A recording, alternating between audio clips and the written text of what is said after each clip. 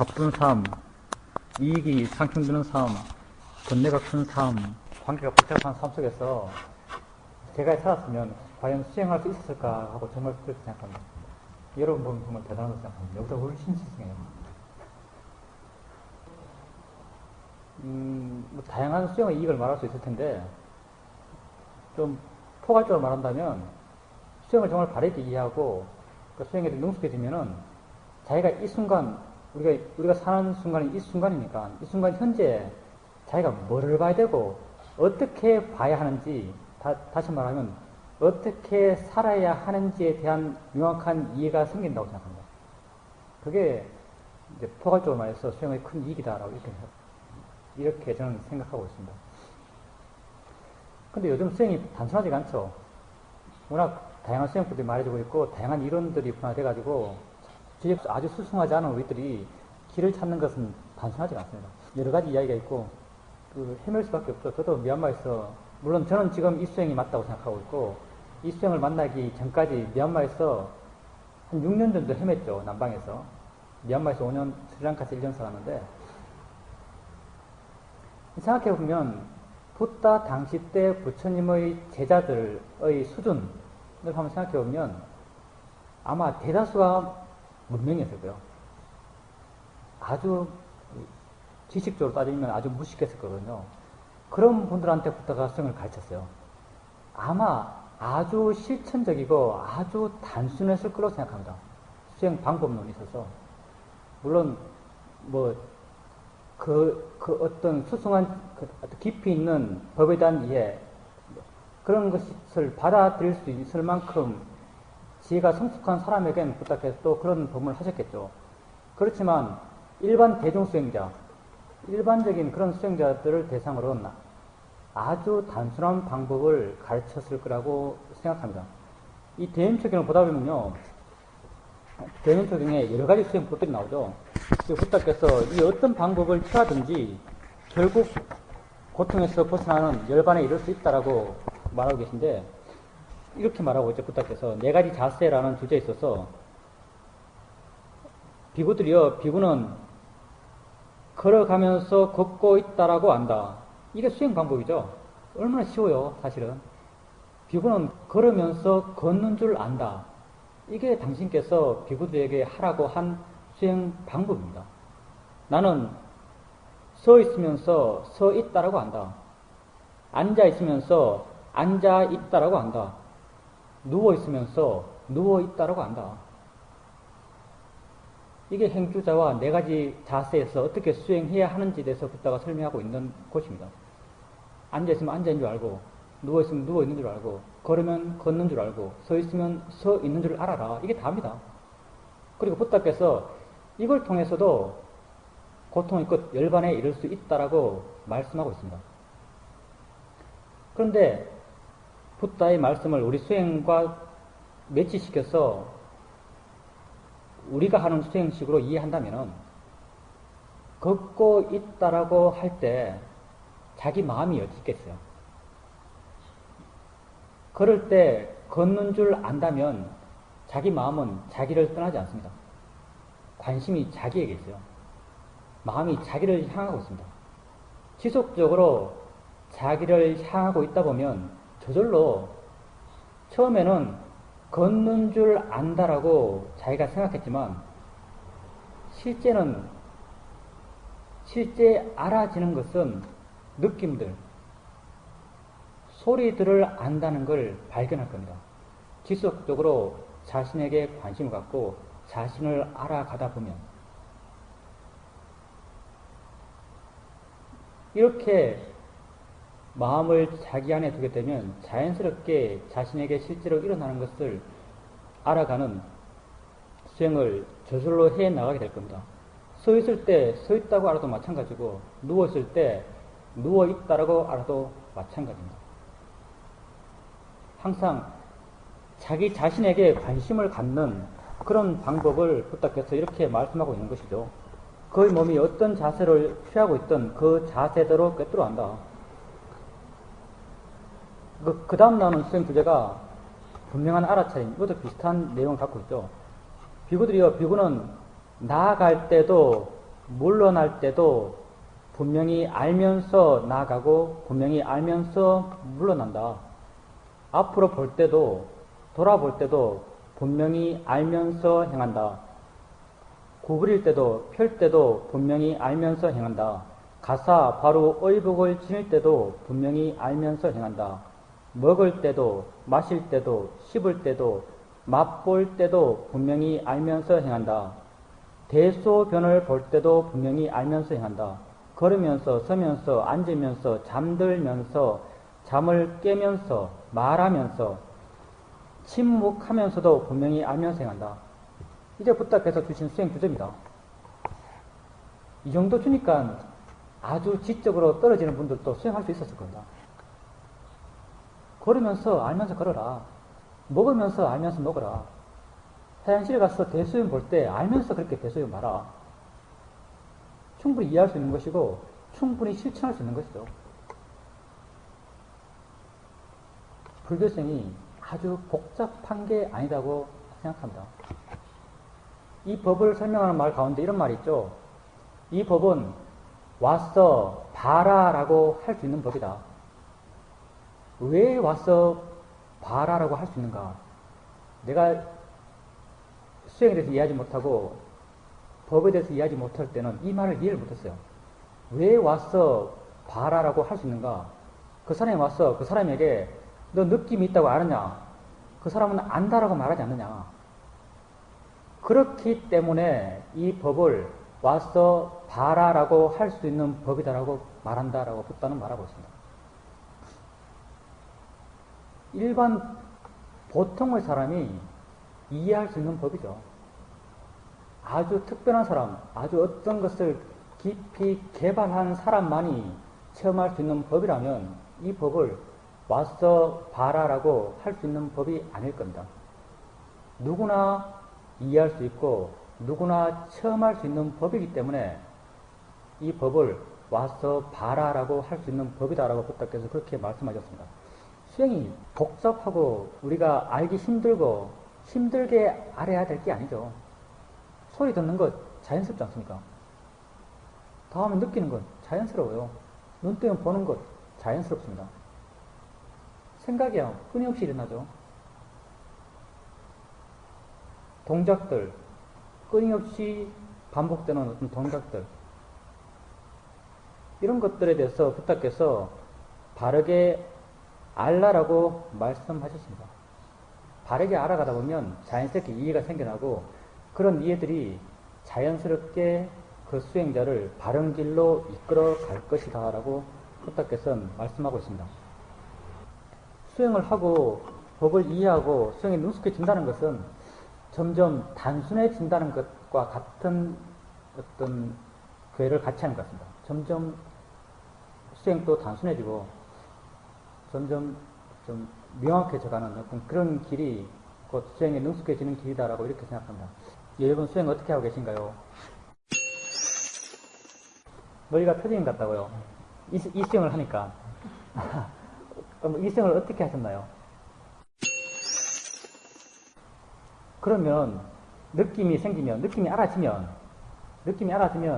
느낌 왔다라고 이렇게 생각을 해 주셨습니까?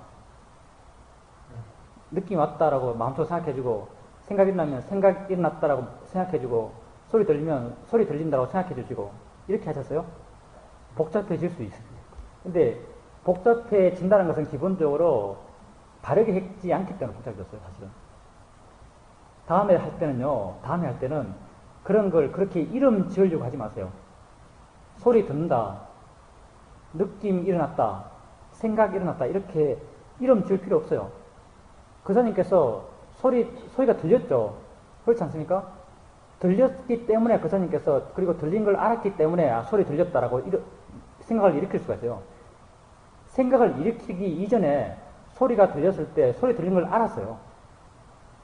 그 다음 소리 들렸다고 생각을 일으켰죠. 이 생각 일으키지 마세요. 들렸다는 걸 알았으면 소리 있다고 알았으면 충분해요. 소리 있다고 아는 걸로 충분합니다. 느낌이 있었을 때 느낌이 있고 느낌을 알았고 그 다음 그사님께서 느낌 있다라고 이렇게 생각을 일으켰어요. 생각을 일으키기 이전 거기가 충분합니다. 느낌 있고, 느낌 있다고 알았으면 느낌에 대해서 알아차림이 있었던 겁니다. 그걸로 충분해요. 예, 사마타 수행과 위파사나 수행, 지혜 명상과 집중 명상의 어떤 대상이 다르죠. 대상이 다르고 그 목적 자체도 달라요. 이 두 가지는 서로 구분되는 수행법들이죠. 사마타 수행은 그 수행하는 시간 내에 마음의 힘을 키워서 다른 마음 작용을 억제함으로써 마음의 번뇌가 일어나지 않게 하는 것, 나쁜 마음을 일어나지 않게 하는 것이죠. 일어나지 않게 하는 거예요. 이거는 억제해 나가는 거죠. 그리고 그 마음의 조건을 내 의지로서 점점 좋은 마음의 상태로 만들어가는 것이죠. 위파사나 수행은 만들어가는 것이 아니에요. 어떻게 해 나가려고 하지 않아요. 위파사나 수행은 내게 진짜 일어나고 있는 것을 어떤 법으로서 다 인정해줘요. 일어날만 했으니까 일어났다고 생각해줘요. 번뇌가 되었든, 아픔이 되었든, 욕심이 되었든, 초조함이 되었든, 공포가 되었든, 다 나의 몸과 마음의 조건 속에서 지가 일어날 수 있는 조건이 되었기 때문에 일어난 법의 작용이에요. 그걸 어떻게 하려고 하지 않아요. 단지 그게 있음을 알고 지속적으로 알아참을 해 나감으로써 그것에 대해서 이해하려고 해요. 이해하면 이해한 만큼 조금씩 자유로워져가요. 지혜가 우리를 자유롭게 하거든요. 그리고 우리의 수행의 대상이 되는 것, 우리가 알아참해 나가고 우리가 이해해 나가고자 하는 것은 우리 삶에서 실제로 일어나고 있는 것이에요. 소리 들리는 것 실제로 일어나잖아요. 느낌 아는 것 실제로 일어나고 있어요. 화 실제로 일어나죠. 초조함 실제로 일어나요. 실제로 일어나는 것을 알아가면서 이해해가요. 그 이해를 통해서 그런 문제를 해결하고자 하는 것이죠. 실제의 문제에 부딪혀서 그 문제를 해결해 가는 거예요. 진짜 문제를 해결해 가는 거죠. 집중 명상은 그 문제를 직접적으로 해결하는 것이 아니라 마음의 힘으로 그 문제를 눌러놔요. 못 일어나게. 지혜 명상은 일어나는 걸 다 법의 작용으로 인정해줘요. 그리고 그걸 지켜보면서 이해해 가려 하는 거예요. 그러니까 자기 자신에게 일어나는 것을 어떻게 되어야 한다라고 정하지 않아요, 우리는. 지가 일어나는 건 지성질대로 조건되니까 일어난 거예요. 단지 바른 견해 갖고 지켜보려고 그래요. 있다고 알아주면 돼요. 거사님께서 자꾸 이렇게 이름을 붙여 가다 보니까 복잡해질 거예요. 사실은 이게 그렇게 하면 정말 머리가 터질지도 몰라요. 왜냐하면 일어나는 건 정말 빨리 일어나거든요. 소리도 이 소리 들렸다가 저 소리 들렸다가 저 소리 들렸다가 이 느낌 알아듣다가 이 느낌 알았다 하는데 이 소리 듣고 소리 들었다 저 소리 듣고 소리 들었다 이 소리 듣고 또 소리 들었다 이 느낌 알았다 느낌 알았다 소리 들었다 하다 보면은 얼마나 복잡해지겠어요. 이 생각이 일어나는 것을 따라갈 수가 없어요. 따라간다는 자체가 불가능하죠. 일어나는 건 거의 무한속도로 일어나기 때문에 거사님이 그게 있다고 알아주는 정도면 충분합니다. 우리의 알아차리면 그 정도로 충분해요. 그게 있으면 있다고 아는 정도. 그리고 하시면서 이 자연의 이치다, 대상에 달한 바른 견해 가끔 이렇게 주십니까? 예, 좋습니다. 그게 아주 중요해요. 대상이다, 자연의 이치다 하는 바른 견해를 일으켜 주세요. 바른 견해를 일으켜 주게 되면 그 대상에 대해서 마음의 상태가 변해요. 왜냐하면 지혜가 작용하니까. 바른 견해가 지혜입니다, 곧. 지혜가 조금씩 작용해 가기 때문에 그 대상에 대해서 반응하고 있는 마음의 조건이 조금씩 변합니다. 그러니까 바른 견해를 일으키는 것도 아주 중요합니다. 그리고 그럼 알아차림 하실 때 수동적으로 알아차림 하시는가요? 이것도 일종에서 아주 중요해요. 수동적으로 알아차림 하십니까? 수동적으로 알아차림 한다는 것은요, 내가 마음을 끌고 엉덩이 느낌 알아야지 하고 엉덩이 느낌 알고 손의 느낌 알아야지 하면 손의 느낌 아는 것. 이건 수동적이 아니에요. 이건 능동적으로 아는 거예요. 수동적으로 안다는 것은 소리가 들리니까 아 소리 있다고 알고 느낌이 알아지니까 아 느낌 있다고 알고 사고적으로 알아가는 것. 그 사님 지금 가만히 계셔보세요. 아무것도 알지 않겠다 생각하고 밖에 새소리 들리죠? 마음이 저절로 들었어요. 저절로 지가 일어나는 거예요. 새소리가 저절로 들리면 아 소리 있네라고 아는 거예요. 가볍게. 소리 있다고 가볍게 알게 되면 또 마음은 지가 또 다른 걸 또 알아요. 엉덩이 느낌 알아요. 그럼 느낌 있다고 가볍게 아는 거예요. 느낌 있다고 가볍게 알게 되면 마음은 또 저절로 선풍기 소리를 들어요. 그럼 또 소리 있다가 가볍게 하는 거예요. 마음이 저절로 하는 것을 뒤에 따라가면서 확인해 주는 것. 이게 수동적으로 알아차림 한다라고 말해요. 이렇게 알아차림 한 이유는 우리가 이해하고 싶어 하는 것이 자연스러운 내 존재의 진행이기 때문에 내가 도대체 내 존재가 어떻게 진행되고 있는지를 알고 싶어요. 소리 있으면 소리 듣는 게 내 존재예요. 닿으면 느끼는 것이 나의 존재의 양식이에요. 이런 것을 있는 그대로 이해하기 위해서는 수동적으로 알아차림 할 수 있습니다. 그리고 수동적으로 알아가면서 대상을 자유롭게 바꿔갈 수 있을 때 이 알아차림을 바르게 한다라고 말할 수 있습니다. 대상은 쉽게 바뀌시나요? 이 수행할 때? 느낌과 생각. 그러니까 느낌을 알아갈 때 이 느낌 알았다가 저 느낌 알았다가 이렇게 대상이 쉽게 바뀌십니까? 좋습니다. 기본적인 알아차림은 포인트가 두 개예요. 수동적으로 할 것. 그리고 대상을 쉽게 바꿀 것.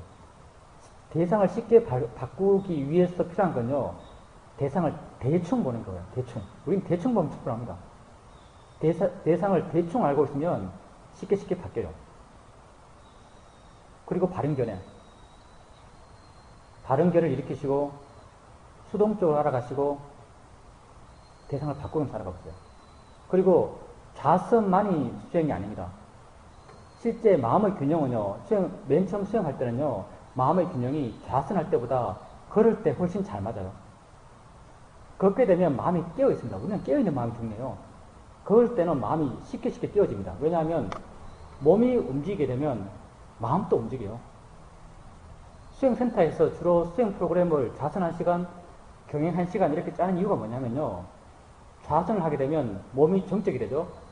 몸이 정적이 되면 마음도 따라서 정적이 돼요. 그래서 쉽게 졸리죠. 정적인 마음의 극치가 조는 거죠.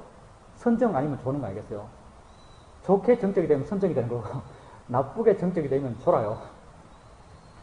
왜냐하면 몸이 정적이 되면 마음도 정적이 되기 때문에. 근데 그러면 어떠냐? 몸이 동적이 돼요. 몸이 동적이 되면 마음도 동적이 돼요. 몸과 마음은 서로 인과관계를 갖고 있습니다. 몸이 움직이면 마음도 움직여요. 그래서 걸을 때는 여러 대상이 쉽게 알아집니다. 걸을 때는 발바닥 느낌, 손에 흔들리는 느낌, 뺨에 스치는 바람 느낌, 이런 것들이 자연스럽게 알아져요. 알아진다는 것이 마음이 깨어있기 때문에 그게 알아지는 거예요. 그건 마하시에서 하는 방법이죠. 뭐였습니까? 거기에 대해서는 또 어떻게 해석이 될지 상당히 좀 복잡한 문제인데요. 우리하고는 다릅니다. 우린 그렇게까지 요구하지 않아요. 느낌 있으면 느낌 있다고 알고, 예, 옷이 쓸리면 그것도 느낌 있다고 알고, 소리 들리면 그냥 소리라고 알고, 그게 어떤 소리인지 구분할 필요 없어요. 예, 좋습니다. 그런 식으로 가르치는 건 아니고요. 마하시 계열에서 그렇게 가르칩니다. 마하시 계열에서. 우린 그렇게 할 필요 없어요. 걸을 때, 부처님 말씀처럼, 걸을 때 걷는 줄 한번 알면서 걸어보십시오. 그럼 저절로 느낌이 알아져요. 저절로 소리가 알아지고. 자유롭게 마음이 스스로 막 알아요. 깨어있기 때문에. 그 아는 걸 뭐 아무리 빨라도 상관없어요. 수영을 하면서도 알아차릴 수 있습니다. 자전거를 타면서도 알아차릴 수 있어요. 운전하면서도 알아차릴 수 있습니다. 아무 문제가 안 돼요. 속도가 빠르면 마음은 더 활발해요. 포인트 이거예요. 수동적으로 할 것. 수동적으로 안다는 말이 무슨 말인지 이해가 됐습니까? 수동적으로 할 것. 예. 그리고 대상을 대충 보면서 쉽게 바꿔갈 것. 그리고 바른견을 일으킬 것. 우선 이 세 가지를 꼭 하십시오. 예, 그렇게 한번 해보십시오. 사띠의 개념이죠. 사띠가 기억이란 말 아니겠습니까? 뭐가 있다고 알면 사띠가 있는 거죠. 마음작용도 다양하게 많죠. 우리가 아는 마음을 했을 때, 그 아는 마음은 사띠가 아니죠. 우리가 여기서 말하고 있는 아는 마음은 사띠와 달라요. 아는 마음은 식이죠. 대상이 강력하게 들었을 때, 대상과 더불어 맨 처음 반응하는 마음. 이게 식의 마음이죠. 알아차림은 마음의 한 성질이죠. 지혜 또한 마음의 한 성질이에요. 번뇌 또한 마음의 한 성질이죠. 알아차림이 있다고 해서, 알아차림이 있다는 것은 내가 만약 내 마음에 하다가 어떤 사람과 관계에서 언짢은 마음이 일어났다고 알았다면, 그건 알아차림이 있어요. 근데 알아차림이 있다고 하더라도 다른 마음 또한 존재해요. 이 번뇌의 마음 또한 지가 하고 싶어 하는 게 있거든요. 예. 지혜의 마음 또한 지가 하고 싶어 하는 게 있어요. 알아차림이 있으면은 우선 선택의 기회가 생겨요. 알아차림과 더불어서 알아차림이 있으면 어떤 그 순간 선택의 시간을 잠깐 갖게 돼요. 할까 말까는 선택을 할 수가 있어요. 근데 할까 말까 할 때 그걸 하고자 하는 에너지는 두 가지 있어요. 번뇌와 지혜거든요. 지혜의 힘이 더 좋을 때, 이 두 가지 마음은 한꺼번에 존재해요.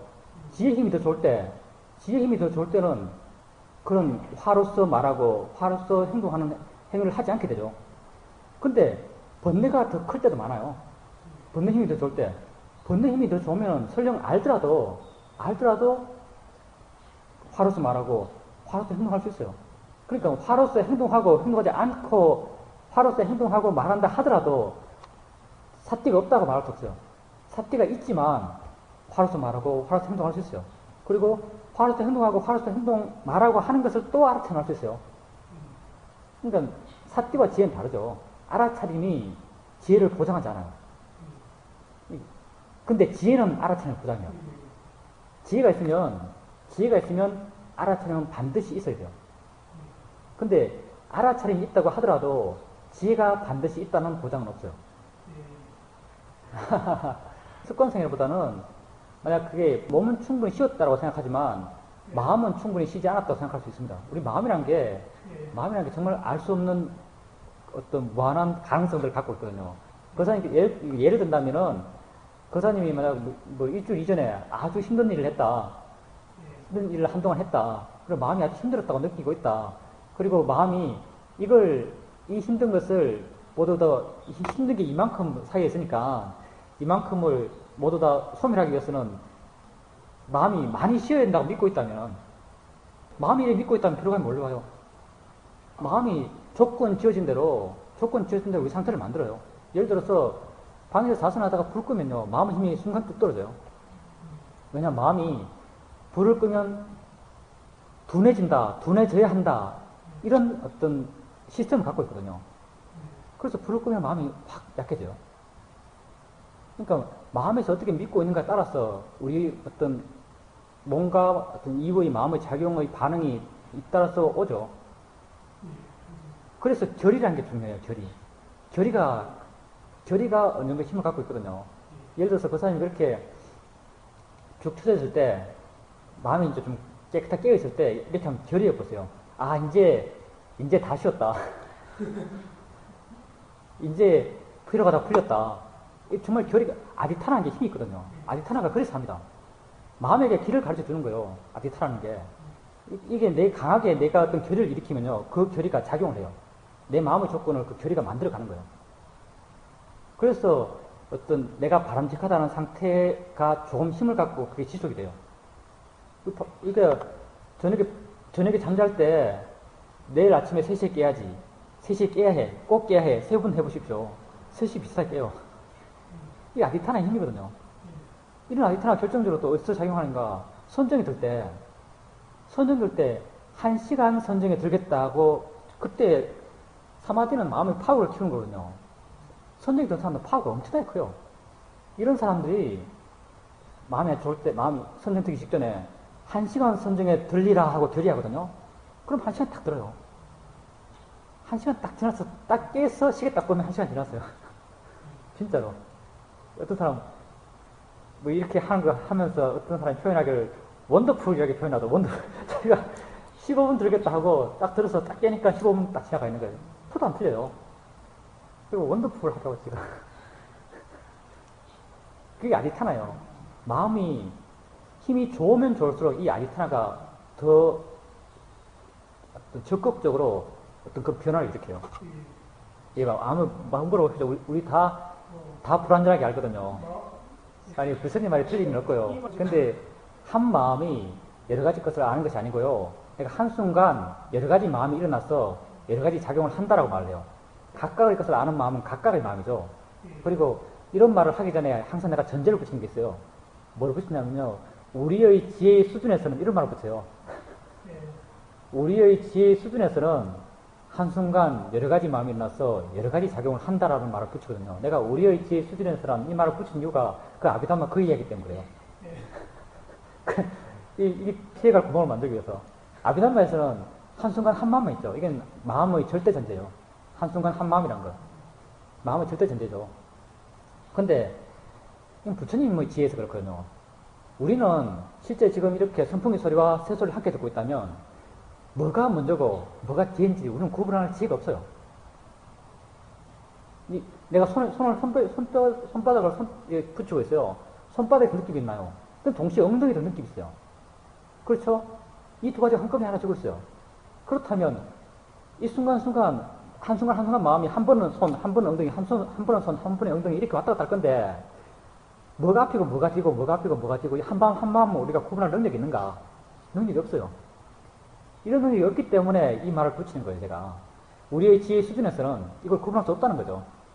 그래서 한순간 우리의 지혜 수준에서는 한순간 여러 가지 마음이 나서 여러 가지 대상을 압니다. 이런 표현을 제가 쓰는 거죠. 좋습니다. 그렇게 표현할 수 있어요. 이론적인 측면에서는 그런 표현은 끝났죠. 근데 이제 우리 수행은 실천적 입장에서 접근하거든요.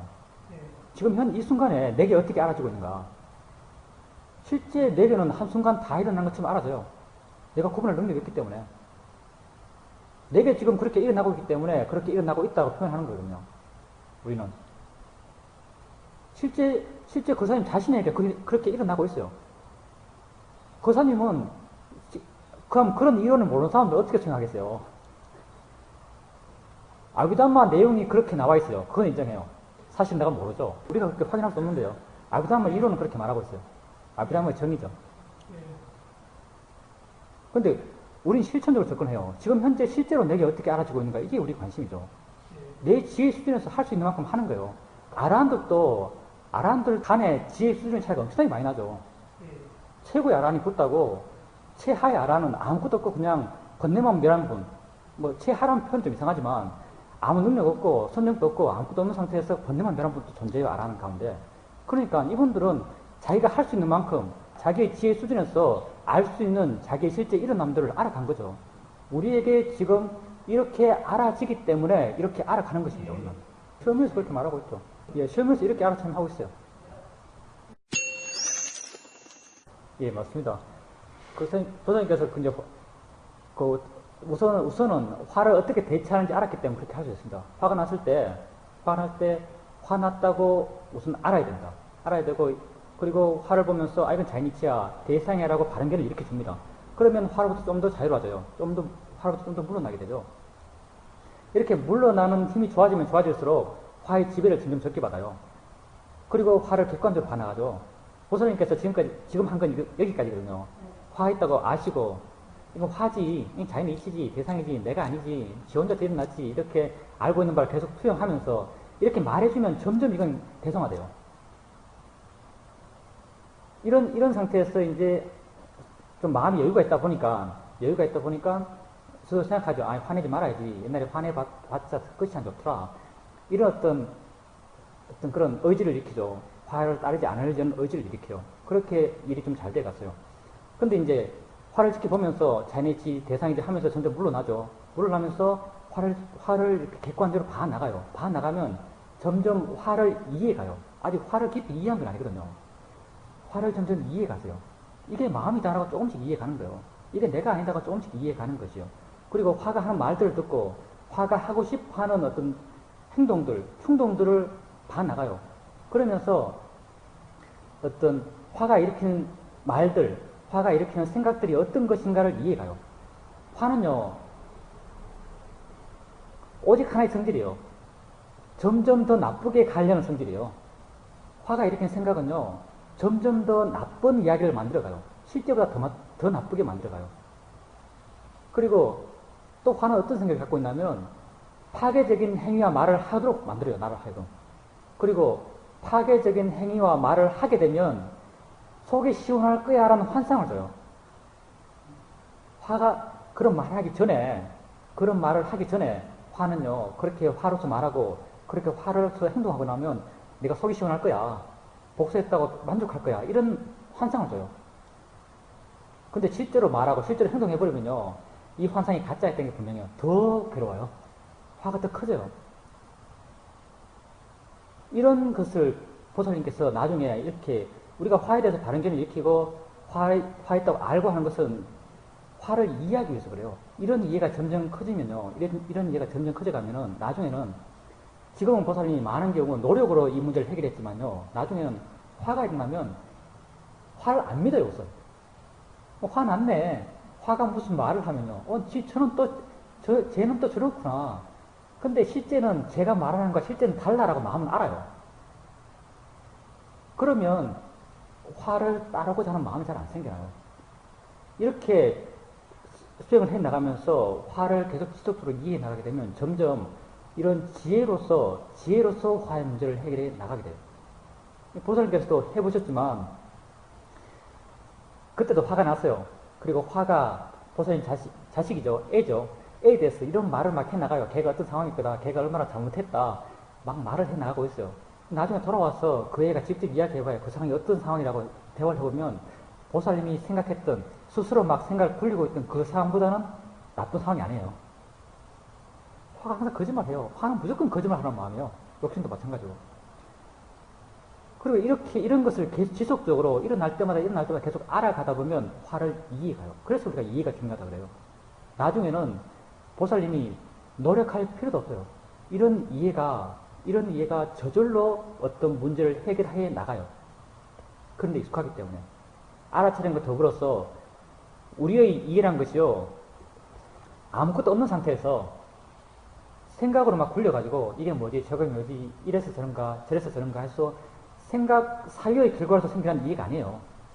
이런 건 사유적 결과로서 이해는 힘이 없거든요. 우리의 이해는요. 알아차림이 있어서 더불어서 생겨난 것이에요. 분명한 대상이 존재해요. 화를 지속적으로 알아차림을 해가면서 자연스럽게 화에 대해서 이해를 했어요. 나중에 또 새로운 상황 속에서 새로운 화가 생기면요. 또 화했다고 알아차림해요. 그러면요. 알아차림과 더불어서 이전에 화를 이해했던 지혜가 저절로 따라와요. 이게 알아차림과 더불어 지혜가 작용하는 거예요. 저절로 있어요, 이게. 그래서 익숙해지면 나중에는 아예 화를 따라가질 않아요.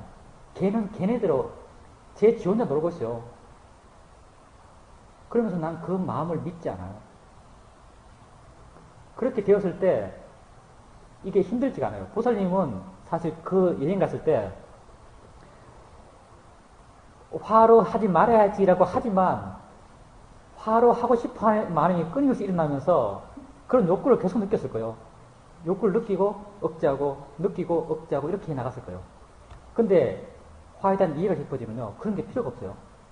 마음이 이미 알고 있어요. 화를 따르지 않는 것이 옳다는 걸 마음이 이미 알고 있어요. 그리고 어떻게 말해야 하고 어떻게 행동해야 하는지에 대한 답도 이미 갖고 있어요. 점점 그런 상황을 대처하는 게 점점 더 쉬워져 갑니다. 알아차림과 지혜가 함께 작용해 가기 때문에. 하여튼 지금 그것도 좋아요.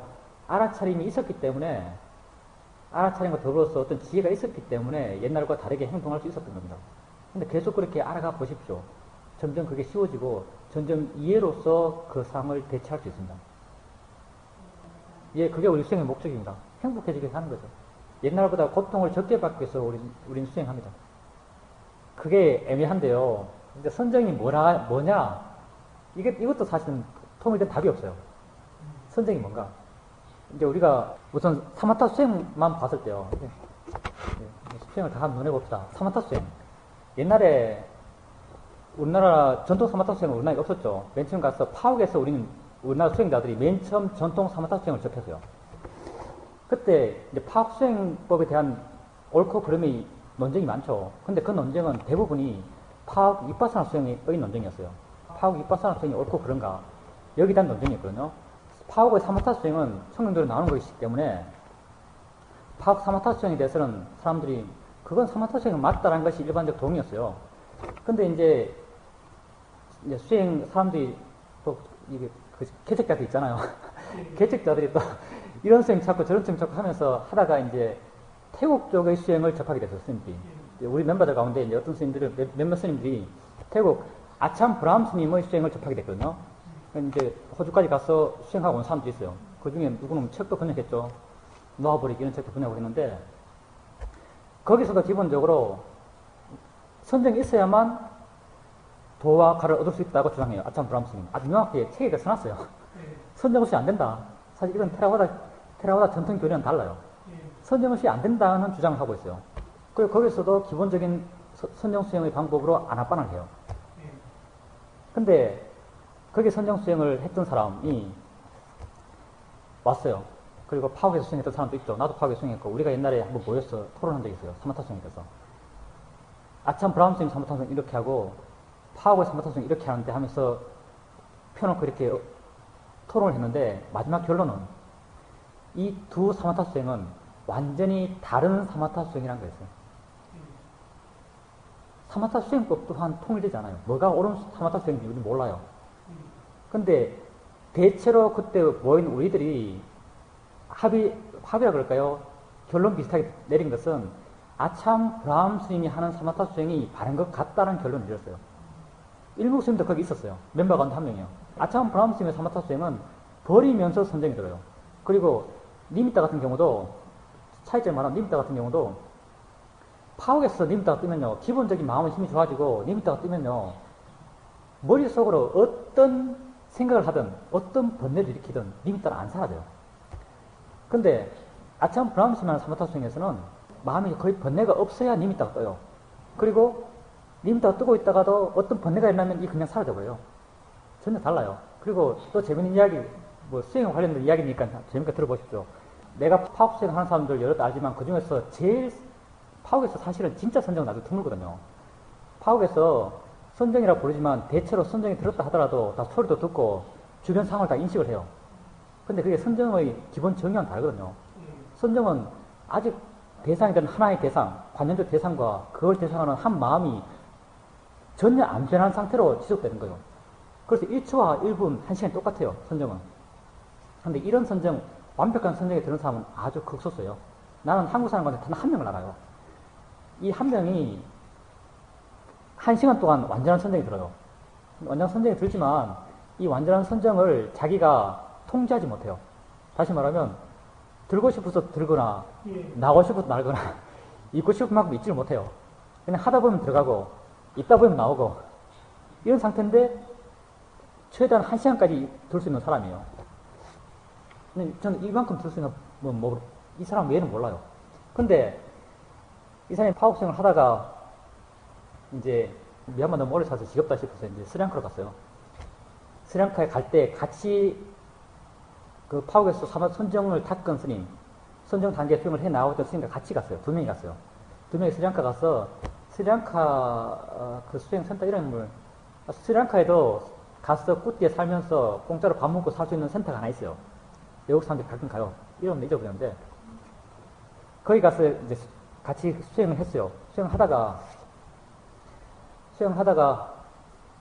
어느 날 그 센터에 있다가 그 도서관에 가보니까 아참 브라움 스님의 책이 있는 거예요. 그 마인드풀니스 브리스 앤드 비안드라는 그 놓아버리기의 원본이에요.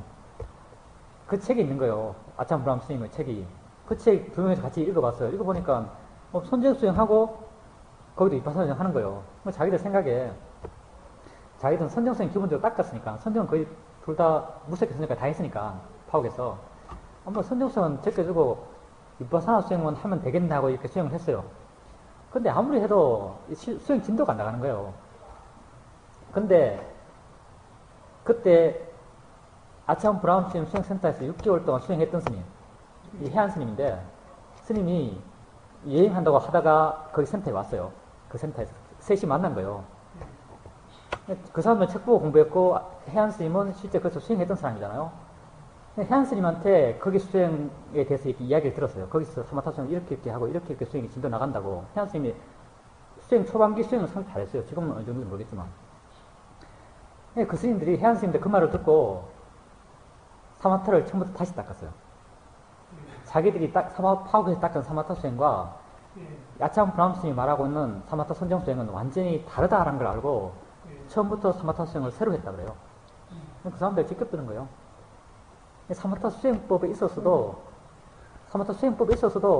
무슨 수행이 옳은지는 애매해요. 그리고 자나가 뭔가 여기에 일단 통일된 의견은 없어요. 사실은 자나라고 하면 우리가 일반적으로 파옥에서 말하는 그런 자나를 말하는데 그게 일반적으로 통용되는 이론가들이 생각하는 자나인데 사실은 이게 애매해요. 왜냐하면 까니까 사마디란 말이 왜 만들어졌냐면요. 까니까 사마디란 말은 원래 없는 말이었어요. 까니까 사마디란 말은 원래 없는 말이었어요. 원래는 아빠나 사마디와 오빠차나 사마디란 말만 있었어요. 근데 이론이 전개되고 실제 수용을 해 나가면서 지혜는 위파사나 통찰지는 이런 아빠나 사마디 상태 에서 안 생기는 거예요. 지혜가 생기는 마음 상태는 이것과 성질이 다른 거예요. 그래서 나중에 지혜가 생기는 마음의 상태의 사마디, 위파사나의 사마디, 여기에 대해서 이름을 새로 붙인 거예요. 까니카 사마디라고, 찰나 사마디라고. 그래서 또 성경이라는 말에 대해서 여러 가지 의견이 있는데, 이제 이게 이제 이론가들은 주로 전통적인 견해하면서 파워에서 말하고 있는 선정을 다 선정이라고 말해요. 근데 실제 수행하는 사람들은 문제를 제기해요. 왜냐하면 위파사나 통찰지는 그 상태에서 안 생기니까. 옛날부터 이 문제가 계속 전해오는 거예요. 그래서 까니까 사마디 말이 생겼고.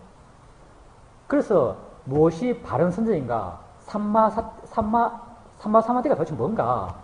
여기 대해서 수행 실천가들은 많은 문제 제기를 해요. 그 가운데 판디타라마 사마디 같은 경우는, 판디타마 사이도 같은 경우는 아예 위파사나 자나를 말 써요. 당신이 만들었어요, 이거. 위파사나 자나 1선정, 위파사나 2선정, 위파사나 3선정. 이게 인디스 베리라이프라는 책 있죠. 지금 뭐 우리나라 무슨 언어로 표현했는지 모르겠는데 영어 쪽 보면 인디스 베리라이프라는 판디타라마 사이도 책이 있어요. 그 책에 보면 위파사나 선정이라는 말을 써요.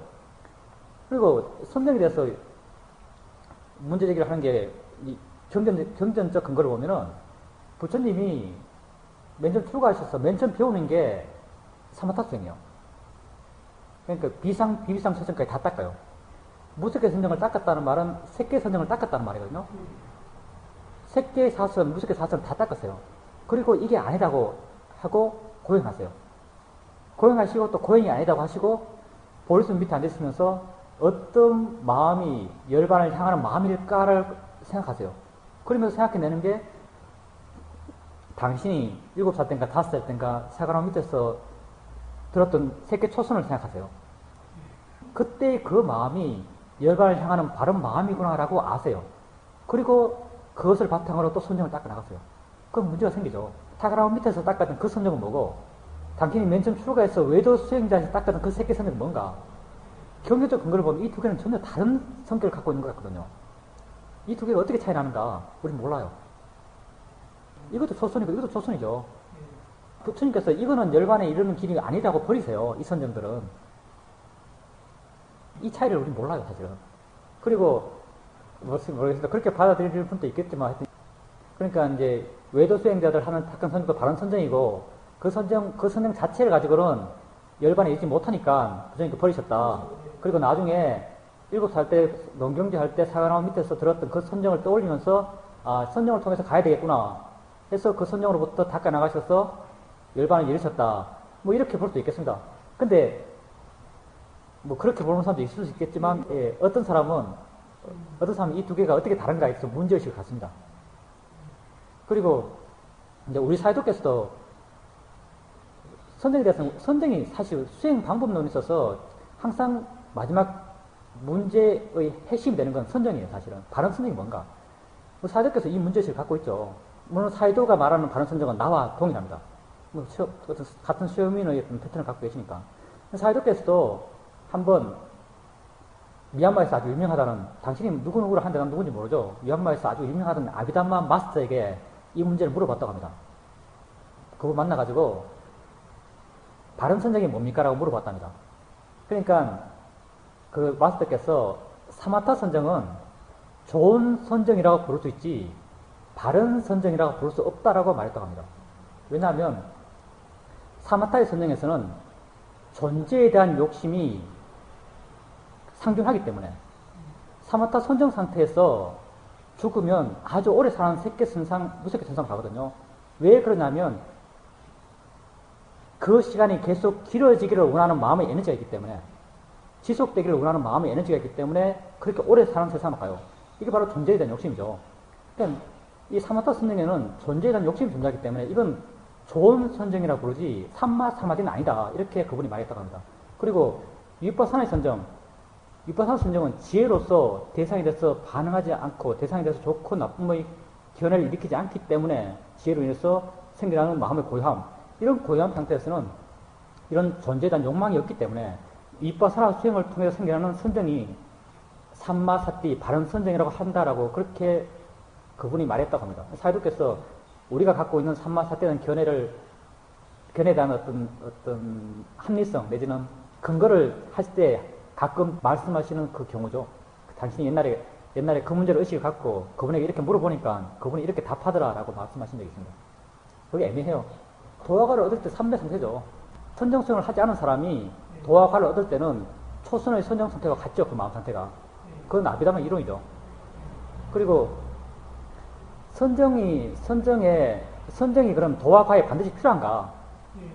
이것도 문제가 되죠. 선정이 있어야만 도화과를 얻을 수 있는가? 이것 또한 일부 사람들이 선정이 반드시 있어야 된다고 말하고 있기 때문에 문제가 돼요. 시험에서는 선정을 안 닦고 마hit도 선정을 안 닦아요. 그럼 어떤 근거로 선정 없이 바로 위빠사나 수행을 하면서 도화과를 얻을 수 있다고 말하는가? 이것도 경계적 근거는 존재하죠. 경전에 보면은 이 마하나마가 나오죠. 마하나마께서 부처님의 사촌이죠. 부처님의 사촌이 마하나마고 그때 카필라와뚜의 왕이었죠. 그분이 당시 과유가 뭐냐면은 부처님이 카필라와뚜에 갔을 때 당시 과유가 사담이었어요. 사담. 그래 마하나마 부다의 대화가 맞지마니까지 나와요. 대화 내용이 어떤 거냐? 마하나마가 이런 말을 하죠. 제가 지금 사담으로서 내 상태가 지금 이렇게 사담을 설명하면서 내 상태가 이러한데 내 마음에 여전히 감각적 욕망이 존재합니다. 어떻게 해야 이 감각적 욕망을 없앨 수 있습니까? 왜 내가 이 감각적 욕망을 없앨 수 없습니까? 라고 이렇게 묻습니다. 부다에게. 사담도 감각적 욕망, 악이 감각적 욕망을 갖고 있죠. 욕심과 화를 다 못 버렸죠. 부다의 답은 뭔가? 부다의 답은 너에게 선정력이 없기 때문에 그렇다 이렇게 말을 해요. 다시 말하면 뭐냐면은 선정 없이 사다함이 될 수 있단 말이죠. 그렇지만 선정 없이 안함은 될 수 없단 말이에요. 전통적으로 테라와다에서 그 부분을 그렇게 해석하죠. 그러니까 선정 없이 도와 과에 이룰 수 없다는 말은 틀렸죠. 근데 선정 없이 아나함, 아라한이 될 수 없다는 말은 맞는 말입니다. 테라와다, 전통 테라와다 그렇게 그 부분을 해석합니다. 그 보살님이 스스로 체험하신 거 아닙니까? 예. 보살님에게 실제로 그렇게 일어나고 있는데요. 예, 일어나고 있으면 그게 진짜죠. 내가 그렇게 체험되고 있으면 그게 진짜입니다. 그러니까, 그리고 보살님이 지금 그렇게 수행하고 있는 자세는 아주 달라요. 왜 이럴까? 이게 우리 수행의 가장 기본적인 에너지죠. 수행해 나가는 에너지. 그리고 보살님이 그런 마음의 작용에 대해서 어떤 의구심, 궁금함, 이런 마음이 일어났다는 것은 보살님 마음의 수행하는 마음의 조건이 좋기 때문에, 마음의 지혜가 있기 때문에 그런 마음이 일어납니다. 자기에게 일어나는 걸 봐가면서 그런 의심이 생기고 알고 싶어하는 마음이 생긴다면 수행을 아주 바르게 하고 있다라고 말할 수 있습니다.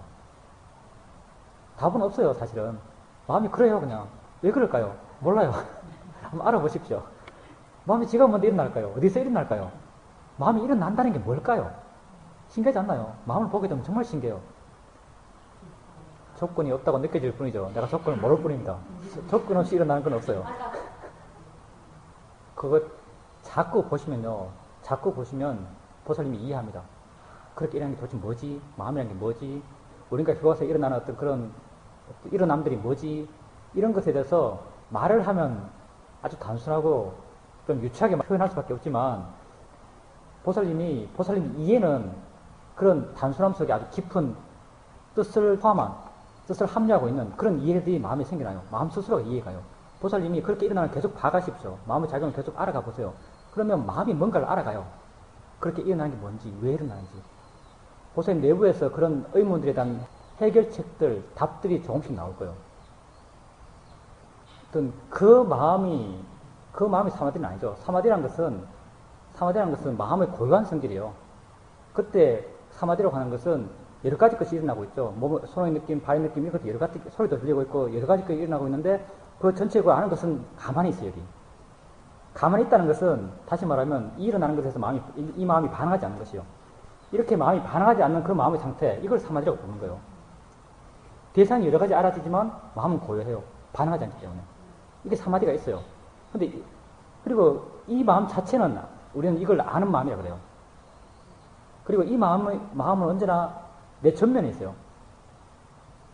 가슴 앞쪽, 무슨 입 앞쪽 이 정도 꼭 여기 있는 것처럼 존재감이 느껴져요.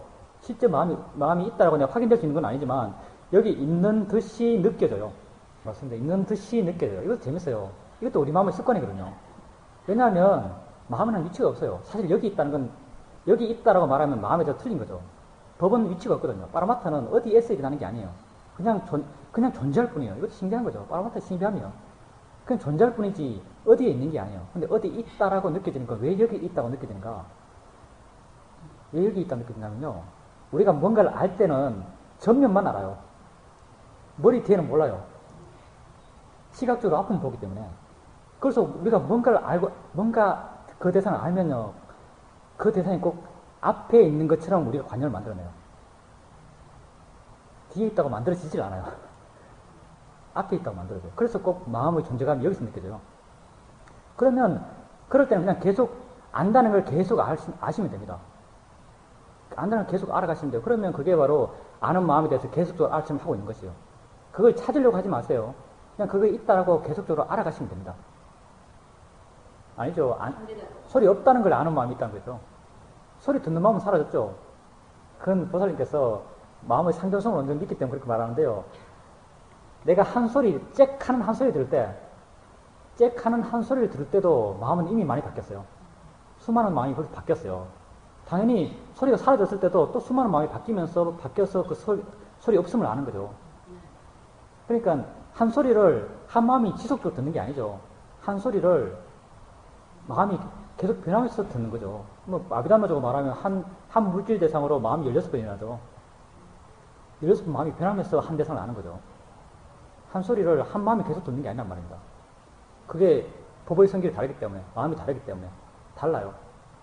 그게 지혜로서 보게 되면 다 다르게 느껴져요. 지금까지 우리가 알아왔던 건 거의 대부분 삶을 모아로 살았어요. 모아로서 사는 사람에게는 삶이 전혀 신기하지 않아요. 소리 들으면 당연히 들었지. 보면 당연히 보지. 느끼면 당연히 느끼지.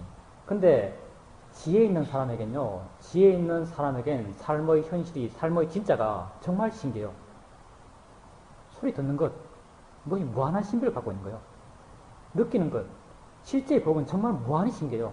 보살님 마음에 이런 신기함이 생기는 건요. 보살님이 법을 대상으로 바르게 알아차림하기 때문에 그래요. 법을 바르게 알아차림하게 되면 법에 대한 이해가 조금 생겨나고 법에 대한 이해가 생기기 시작하면요. 법은 점점 더 모를 것이 돼요. 하나도 모르는 사람은 저게 별것 아니죠. 하나도 모르는 사람에게 소리는 별것 아니에요. 근데 소리를 진짜 이해한 사람에게는요. 소리는 정말 신기해요. 조금 아는 사람은 정말 신기하게 느껴요. 진짜 아는 사람은 정말 신기하게 느껴요. 소리를 조금 아는 사람은 정말 신기하고 소리 듣는 마음을 조금 아는 사람은 그 듣는 마음이 정말 신기해요. 보살님이 지금 이렇게 그것뿐 아니라 다양하게 집에 있을 때도 그렇고 지금 이렇게 소리 들으면서 그렇고 그렇게 보살님 자신이 일어나는 것을 지켜보면서 신기해요. 왜냐하면 조금 아는 게 생겼기 때문에. 보살님에게 뭘 알았습니까? 물어보면 보살님이 할 말이 없어요. 사실은. 근데 보살님 마음은 알아요. 이게 통찰지가 생기는 패턴이죠. 바르게 알아차림 하면요. 자연스럽게 그 조건이 되기 때문에 통찰지는 자연스럽게 내 마음에서 생겨나요. 이런 지가 조금 생겼기 때문에 보살님은 옛날과 다르게 봐요. 무아로서 봤던 시각과 다르게 지혜로서 그걸 봐요. 그러면 지혜로서 실제하는 법을 보게 되면요. 법은 정말 신기해요. 하나같이 신기해요. 살아있다는 것도 신기하고 본다는 것도 신기하고 느낀다는 것도 신기하고 생각한다고 신기하고 마음이 일어난다는 것도 신기하고 바르게 알기 때문에 바르게 알아차림할 수 있기 때문에 그게 신기하게 느껴져요. 그런 신기함을 답은 없어요. 신기하다고 생각하면서 그걸 느끼면서 계속 알아보세요. 그 답은 보살님 마음에서 스스로 생겨날 거예요. 그 답은 그 누구도 못 줘요. 붓다도 못 주는 거예요.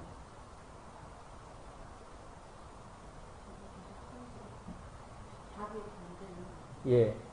보살님 자신의 이해를 해나갑니다. 예, 그렇게 하십시오. 그런 신기함은요, 그런 신기함은 사회적 신기함이죠. 생각해보면 신기해요. 다 신기하죠. 그건 다 사회적 신기함. 예를 들어서 블랙홀? 블랙홀이 어떻게 존재하지? 야, 신기하다. 신기함이 생겨나요. 근데 알아차림이 신기함은 좀 다르죠. 알아차림이 신기함은요, 보살님이 보통 사람들이 살아가면서 신기한 건요, 다 나의 해석들, 관념적 해석에 대한 신기함이에요.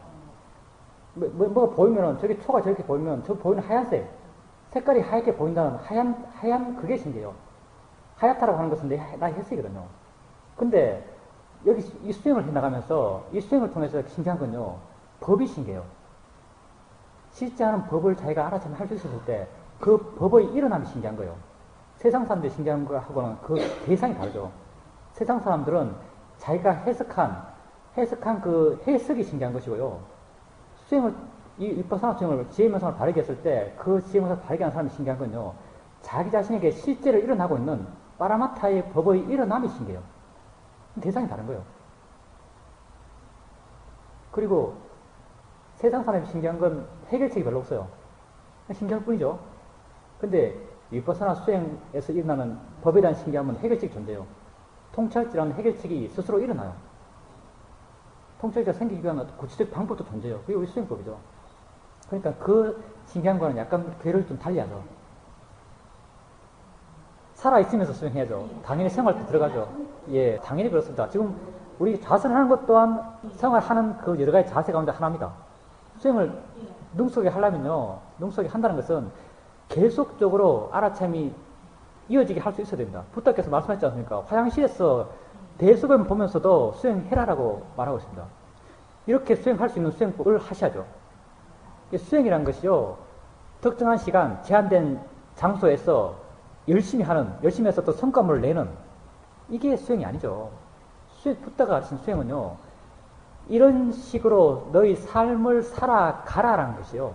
삶을 살아가는 방식으로 수행을 가르친 거죠. 너 자신을 알면서 살아가는 거죠. 이렇게 살다 보면요,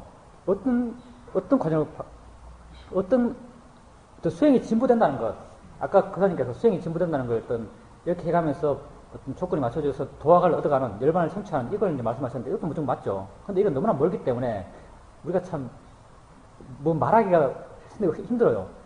근데 수행의 과정에서, 과연 우리가 도학을 성취하는, 부탁께서 말씀하신 바른 수행의 길을 가고 있는가, 이걸 어떻게 아는가, 이것도 경계로 나오죠. 어떻게 아는가. 부탁께서 이렇게 말씀하시죠. 어떤 사람이 법을 바르게 지지하는 사람인가? 뭐라고 말씀하시는가? 욕심을 줄이고, 화를 줄이고, 어리석음을 줄이는 것에 대해서 말하는 사람, 그 사람이 법의 진정한 지지자다, 이렇게 말해요. 어떤 사람이 법을 바르게 닦는 사람인가? 욕심을 줄이기 위해서, 화를 줄이기 위해서, 어리석음을 줄이기 위해서 닦는 사람, 그 사람이 법을 바르게 닦는 사람이다. 그럼 이 생에서 어떤 사람이 가장 복된 사람인가? 수행을 통해서 욕심이 줄고, 화가 줄고, 어리석음이 줄어든 사람, 그 사람이 이 생에서 진정 복된 사람이다, 이렇게 말하고 있습니다. 열반은 잘 모르겠고요. 열반을 향해 가는 길은 어떤 길인가? 욕심이 줄고, 화가 줄고, 어리석음이 줄어들어 가는 길, 이게 열반을 향해 가는 길이죠. 이건 부인할 수 없는 절대 명제죠. 불교 수행에서. 우리가 수행을 통해서 내가 욕심이 줄고, 화가 줄고, 어리석음이 준다면은, 그건 내가 열반을 향해 가고 있다라고 말할 수 있습니다. 그러면 어떻게 내게 욕심이 줄어들었고, 화가 줄어들었고, 어리석음이 줄어들었다고 스스로 알 수 있는가? 욕심과 어리석음이 줄어든 건 우리가 스스로 알 수 없습니다. 왜냐하면 마음은 계량을 시킬 수 없기 때문에. 그럼 우리가 어떻게 알 수 있는가? 욕심과 어리석음, 번뇌죠. 번뇌와 대척점에 있는 마음이 있습니다. 이게 지혜죠. 이 둘은 함께 있지 않습니다. 지혜가 있으면 번뇌는 약해지고, 번뇌가 세지면 지혜는 약해집니다. 우리가 번뇌의 줄어듦은 확인할 수 없지만 지혜의 정장은 확인할 수 있어요. 여러분이 화를 볼 때 수행을 맨 처음에 해나가면서 억지로 화를 보면서 화내, 자연 이치야, 대상이야, 내게 아니야, 지멋대로 일어났어, 따르면 안 돼, 이렇게 막 억지로 화를 대상으로 봐나가요. 이렇게 해나가다가 어느 순간부터 조금씩 화를 이해해 나가면, 화에 나면 지 일어났네, 이렇게 봐나가요. 스스로 알거든요. 내가 화에 대한 이해를 더 키웠다는 것. 이게 확인됩니다. 화에 대한 이해가 더 커졌다는 것은 불교의 기본 방정식에 있어서 화에 대한 이해가 커졌다는 것은 화가 일어날 수 있는 조건이 약해졌단 말이에요. 지가 커지면 본능이 약해지죠. 이걸 통해서 우리는 알 수 있어요. 아, 내게 화가 줄어들었구나라고 말할 수 있습니다. 욕심이란 이가 커진 걸 확인하면서 욕심이 줄었다고 확인할 수 있습니다. 지혜의 증장을 확인하면서 우리가 욕심, 화, 어리석음이 줄어들었다는 걸 스스로 확인할 수 있습니다. 지혜의 증장이 확인된다면 우리는 열반을 향해 가는 길을 걸어가고 있다라고 말할 수 있죠. 부탁해서 욕심과 어리석음이 줄어들어가는 길, 이게 열반을 향한 길이라고 분명히 말씀하고 계시니까. 그러니까 생활 속에서 하는 겁니다. 맞습니다. 생활 속에서 만약 보살님께서 생활 속에서 이어지게 수행하고 있다면 바르게 수행하고 있다라고 말할 수 있어요. 바르게 수행하지 않으면요, 생활 속에서 수행할 수가 없어요. 보살님 만약 이 수행을 처음 하신다면요, 가장 기본적으로는 자신이 뭐 하고 있다는 걸 알면서 살아보십시오. 걸으면 걷는 줄 알고, 앉으면 앉는 줄 알고, 느끼면 느끼는 줄 알고, 이렇게 자기가 뭐 하고 있다고 알면서 쭉 살아보세요. 그러면 실제 하는 것들이 조금씩 알아져요. 느낌들, 소리들, 이게 저절로 알아져요. 다 했었습니까? 앞에 문장을 대비해서 말을 한다면요, 여기서 마인드는 의식이 아니고요, 우리의 그 심장 토대 같아요. 그러니까 마음이 일어나서 물질적 토대, 마음이 일어나서 물질적 토대와 우리가 냄새가 들어오면 냄새와 코, 비근, 냄새와 비근이 만나서 비식이 일어나는 것, 이 패턴을 이야기하고 있는 것이거든요. 그러니까 심장 토대와 법, 마음의 대상에 있는 법, 그러니까 뭐 어떤 모양, 어떤 형태, 이런 게 마음이 알 수 있는 어떤 대상이 들어왔을 때 마음에서 의식이 일어나는 거죠. 마음이 아는 마음. 이걸 설명하고 있는 거죠, 이 문장은. 그러니까 이 18개에 일어나는 패턴을 설명하고 있는 것이죠. 심장 토대란 말 자체가 의학적으로 틀렸죠, 사실은. 이게 심장 토대란 말이 이게 빠타나에 나온다 그래요. 빠타나에 나오는데 심장이란 말은 안 나오고 마음에 일어날 수 있는 물질 토대라는 말이 빠타나에 나온다 그럽니다. 근데 이게 당시 힌두교에서 심장에 일어나는 걸로 마음이 일어나는 것을 심장이라고 그렇게 이론적으로 설명을 했대요. 그 부타께서 그 힌두교의 이론을 그릇됐다고 말씀하지 않으셨대요. 그래서 이후로 이게 전개되면서 그 마음이 일어나는 물질 토대를 심장에서 일어나는 심장 토대라고 이렇게 아비담에서 전개가 됐다고 합니다. 근데 심장 토대는 청년들은 보면 뭐 심장 속에 뭐 새끼손가락만한 공간이 있어가지고 거기 피가 항상 고여 있어서 그 피를 인연해서 마음이 일어난다 이렇게 하는데 심장 해부에 보면 그거 없거든요. 그것도 현대 과학과 매치시켜서 나름 어떤 설명하려는 해석들이죠. 근데 다른 그 미얀마에서 가장 유명한 아비담마 스승이라 하면 난다물라 사이드는 지금요. 테라와다 불교대학 총장 스님인데 난다물라 사이드라고. 근데 그분은 또 좀 현대 과학이 이렇게 들어오니까 또 어떤 말을 하시는가? 마음이 일어나는 물질 토대는 두 곳에 있다. 하나는 뇌고 하나는 심장이다. 이런 말을 하신대요. 감정은 심장에서 일어나고 이성적 사고는 뇌에서 일어난다. 이런 표현을 하신다고 합니다.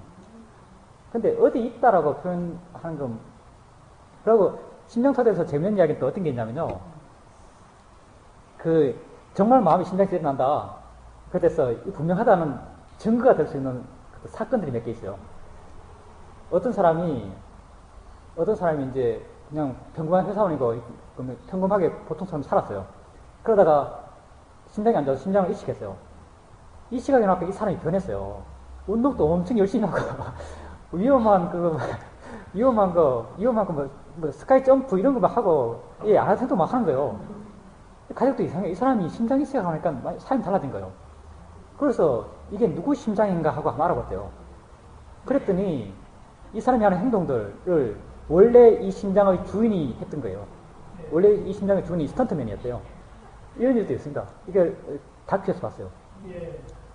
사실 우리가 알 수 없는 영역이에요. 그런 일도 있습니다. 그러니까 우리가 알 수 없는 영역이고, 불교 수행은 다행스럽게도 다 알아야 되는 게 아니죠. 이게 우리 불교 수행이 가장 큰 위안입니다. 몰라도 돼요.